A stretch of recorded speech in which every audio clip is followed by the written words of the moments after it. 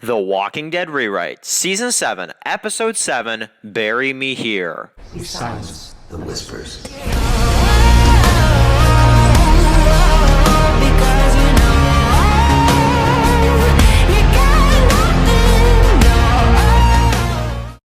Now, this episode would start with Richard, and he walks into an RV, and it has a whole bunch of guns and ammunition, and we're all wondering, okay, what is he doing, and why is there a secret stash out here in the middle of the woods? And basically, he takes a bunch, loads them up into a truck, and he drives off, making us wonder what exactly he's up to.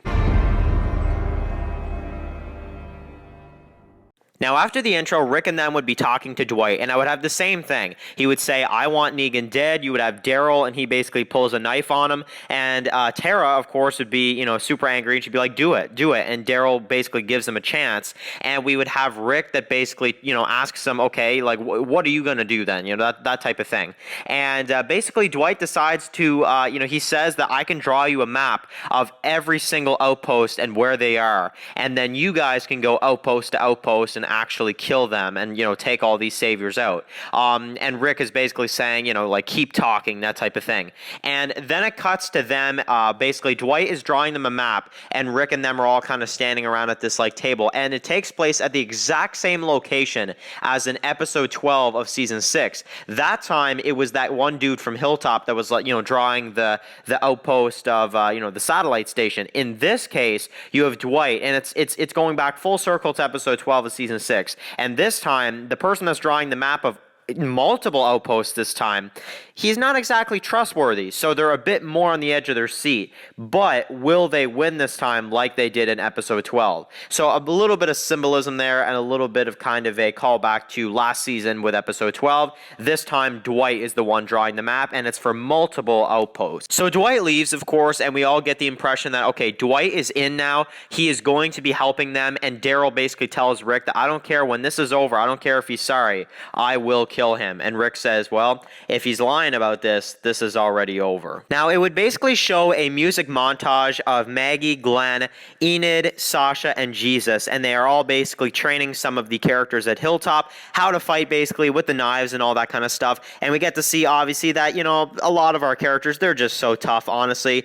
And honestly, they know what they're doing, and, the Hilltop people are being trained very well. So the next day, basically, we would have Rick and, a little scene between him and Judith, some calming down time. And then we get right to it. Scott knocks on Rick's door, and Scott says that there's somebody apparently from the Kingdom community that's here. Now, the next day, obviously, everything would be pretty much normal. Everybody be relaxing. You'd have Gregory, and he basically is, having a drink, and he looks out his window, and we notice, oh crap, Simon and the Saviors are back for another pickup. And basically, Glenn and Sasha and Maggie all have to hide underground, and obviously Glenn is not only going to have to protect Maggie, but also, Sasha, his friend as well. So it's definitely a remixed version from the original, but I do like the idea of that trio being stuck down there, Glenn, Maggie, and Sasha. Now, Richard would be at the gate, of course, and Rick and the others would let him in, and Rick would be asking him, what are you doing here, that type of thing, with a really concerned look on his face. And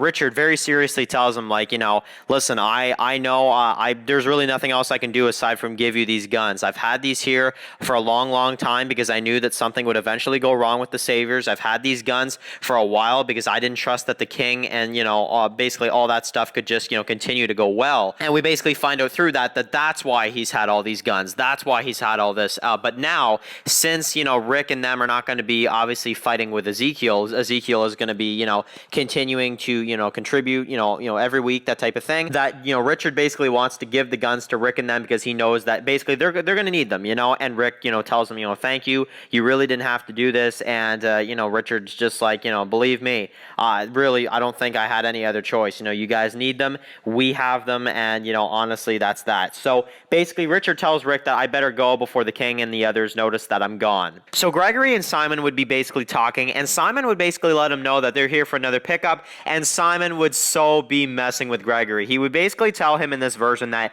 You know what? I gotta tell you, you are the nicest one we actually deal with. Hilltop, you are the nicest leader out of all the places that we deal with, basically. And Gregory would be like, "Oh wow, like thank you, Simon. That is a huge compliment, And they would both just be acting like, honestly, like they both know that they don't like each other, but they're both acting like they like each other. It's just I don't know. I think these two honestly are absolutely amazing. So basically, Simon would be like, "All right, guys, get to work. The faster we can do this, the faster we'll get this done and out of this guy's hair." And basically, Gregory would just kind of be smiling back at Simon, and things would be very awkward, as it always is with these two. So basically, things would be going normally. The Saviors would just kind of be wandering around Hilltop, taking whatever, and basically the same thing would happen. You would have basically Enid that walks up to one guy that's about to go under that little underground part, obviously where Glenn and Maggie and Sasha are, and Enid tries to kind of save them basically, and she's like, "Oh, I got these veggies here," and he's like,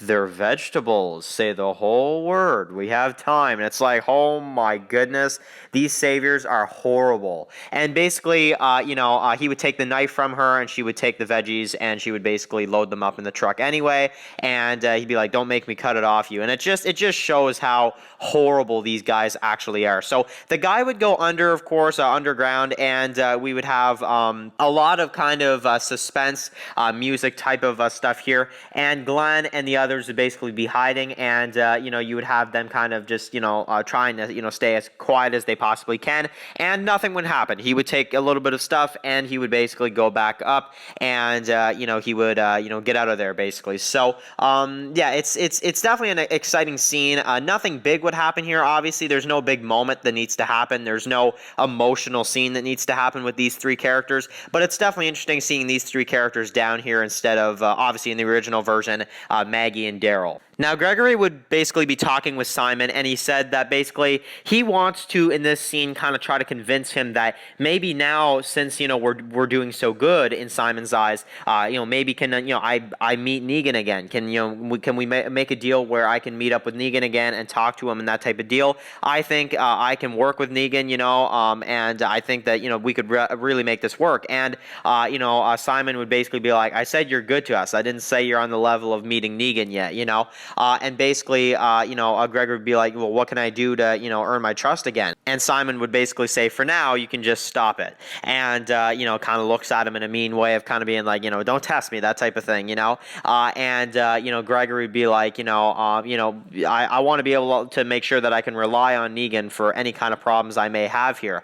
Obviously, he's, slightly in a hidden way referring to Maggie and Glenn potentially taking over Hilltop, but obviously, he doesn't say that. And, we would have basically Gregory that tells him that, what am I supposed to do, that type of thing. And Simon basically arranges that if he has any kind of problems or whatever of that type of nature, come to see him, and he'd be like, "I don't know where to go." And he's like, "Oh, I'll arrange it. And, we'll crack open some tequila, that type of thing. We'll talk it through, and he would basically, make a deal with him, and Simon and the Saviors would basically leave. Now, back at Alexandria, Rick would basically have a big group meeting with everybody, and they, are basically saying that they're going to have to prepare, the next time Negan shows up, they have to have a plan ready. So things are definitely getting very kind of intense because, they have to figure out something. They have to figure out some kind of way to, take out Negan or something the next time he shows up. And that will be pretty much the beginning of everything, as Rick says to everybody. Now, he basically says that,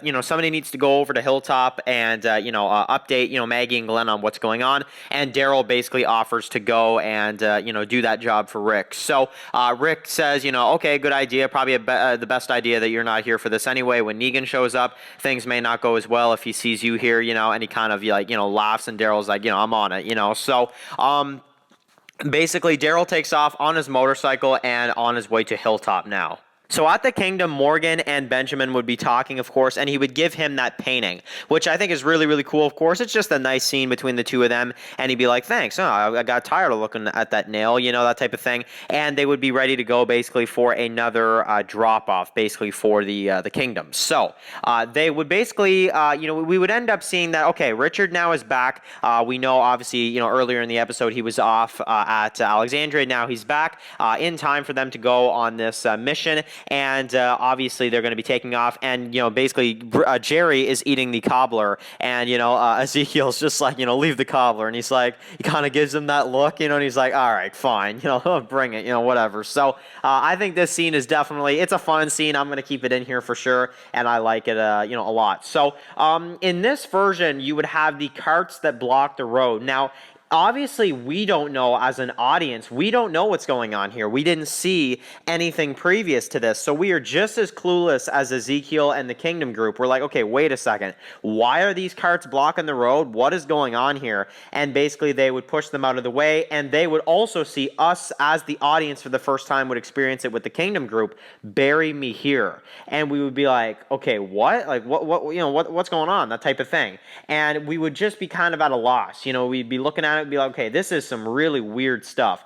And basically they would show up late, and you would have Gavin to be like, okay, I don't want to hear about it, and basically they would only have 11, and of course they were supposed to have 12, and basically Gavin's like, all right, I want your guns too, and they would all basically draw their guns, and he'd be like, we did not agree to that. Well, you can try to use them, that type of thing, and basically things would not go very well. Now, obviously in this version, Jared does not exist, so it's a lot more easy to watch, I guess. I mean, honestly, I think it's just kind of an easier scene to kind of have, because Jared is not there, so it's a lot more easier to watch without actually getting annoyed. But basically, they would, Ezekiel would tell them to, hand over their guns as, Richard requested. And we're all wondering, okay, so Richard's been acting really weird this episode, But basically, to make a long story short, we would have, a random savior. And when I say random, I do mean random. A random savior that pulls out a gun and basically shoots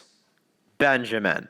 And Benjamin goes down, of course. Everybody's freaking out. And you would have Gavin that turns around, and basically he talks to that random savior. This guy's not even named. We have no idea who this guy is. And he would be like, you guys, like, oh, you guys all get in the truck right now, that type of thing. And, we're getting out of here. We're taking what the king gave us. And, he basically tells, Ezekiel, you have to listen, one, cantaloupe tomorrow, not less than that, not more, whatever. Do you understand? And Ezekiel says very angeredly, yes, I understand. And he says, go patch him up, And basically they're all like, okay, he's not going to make it to the kingdom. They're all kind of stressed out. And in this version, obviously, they have no idea what to do. Carol's cabin does not exist really in this version, because Carol is back in Alexandria, obviously. So they really have no other option but just try to see if they can make it in time back at the kingdom. And the panic really starts to rise here, as they don't know what's going to happen, whether or not Benjamin's going to survive. And he tells Richard basically to get in. And obviously we're kind of wondering, we're like, wait, why is Richard like zoning out? We're like, okay, what's going on here? And obviously, you guys are going to have to wait and find out and see. But obviously we know already by Gimple's version why, Richard is kind of just zoning out and kind of reacting like this. So unfortunately, on their way to the kingdom, Benjamin does bleed out, and unfortunately he does die right in front of Morgan and in front of everybody else. On their way to the kingdom, they make it about halfway there, but there is just no time left, and basically they pull over, and it's a very sad scene as they drag his body out, and they basically decide that they're gonna have to put him down, of course, before he turns. And Morgan decides that he has to leave. He just can't deal with this, and he goes off. Now, this is when we see the cantaloupe. Now, seeing the flashback of Richard, of course, and saying, Benjamin, get your gun up, and then you see this right here as the clear flashes come back to Morgan, and he loses his darn mind. So yes, I would definitely have Morgan confront Richard. I think that this scene is amazing. It also gives us a bit of a backstory for Richard, and about his family and his little girl, and basically he decides to I guess really make a deal with Morgan that I guess really we have to pretend like, we get it, and, we are going to do the offering tomorrow, and we're going to pretend like we understand, and then when the time's right, we're going to strike first, basically. And, yeah, it's really sad, we have that music montage over the night. You have, Henry that's crying, Ezekiel's, hugging him, Morgan seeing this outside, in the hallway, and it's really, really sad, and you feel Morgan's pain in this scene, and it's just really, really emotional. So the next day, basically, they'd be loading up the the one melon, of course, and you would have basically Richard and Morgan the talk, and he's like, did you tell them yet? Did you? And he's like, no, and he's like, it's better that we talk about it when we get back, Your Majesty. And he's like, no, we'll talk about it now. And then these saviors show up. So then, of course, we have Gavin that's like, how's the kid? And he's like, oh, he's dead, and he basically walks up to that random savior and tells the savior to get lost. So then we have Richard that gives him the melon, and basically he starts talking to Gavin, and he's about to make peace, and then Morgan straight up strangles him to death and kills Richard in front of everyone. So this scene is absolutely crazy. It is impactful. It is an amazing scene. It's so well done that I cannot for the life of me cut anything of this out. I just think it's so amazing. All the actors in this scene, even the background actors like Diane and stuff, like they're all just, the look on their faces, the performance from everybody, but specifically Lenny James here, I think we got to mention, is just absolutely incredible. And honestly, this is one of the scenes, one of the most important scenes in this season 7 rewrite, this entire season, that is absolutely necessary to keep the way it is, because this scene is absolutely amazing and you can't say it's not. So basically Morgan would say, I wanted to show you that we understand, and he'd be like, all right, next week, same time. And then he would basically explain to everybody that he took one, he hit it, and that's why this whole thing happened. And the cherry on top, in my opinion, is the Dwayne mention. Absolutely going to keep this in here. I think this is absolutely incredible, and it's such an amazing scene, and it's very emotional to watch. Definitely the first time, but even to rewatch, it's just so emotional to actually see him mention Dwayne like that. And basically he would say that he is going to go bury Richard. You all go home. I need to be alone. So he buries Richard in the exact grave that, of course, said, bury me here. He basically does as Richard, wished, and he buries him in his own grave that he dug. And basically he buries Richard just like that as he clears a bunch of walkers. And so basically we would have Ezekiel, and you would have Morgan that knocks on his door, and Ezekiel would answer, and Morgan would basically tell him that we need to fight. And Ezekiel says, we do. The music would basically ramp up. We would have some really kind of confident,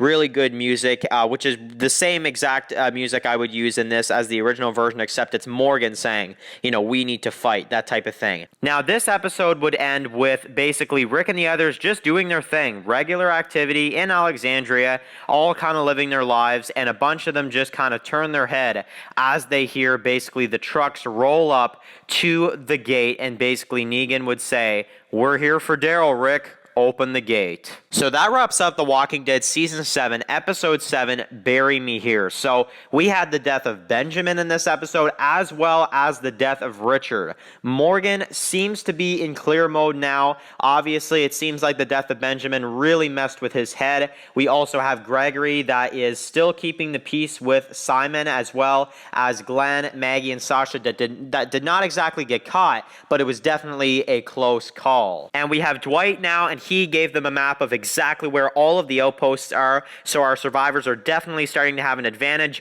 Richard gave them guns, of course, just beforehand, and we had a lot of, great dialogue, I think, in between. A lot of great scenes in this episode to really build up to this absolutely epic mid-season finale that is coming next week. So stay tuned, guys, because coming up next is The Walking Dead Season 7, Episode 8, The Price of War. Thanks for watching.